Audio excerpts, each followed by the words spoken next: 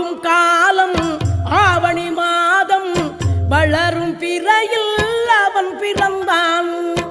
ஆகும் காலம் ஆவணி மாதம் வளரும் பிறையில் அவன் பிறந்தான்.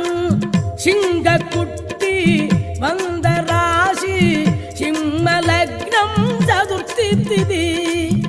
ஆகும் காலம்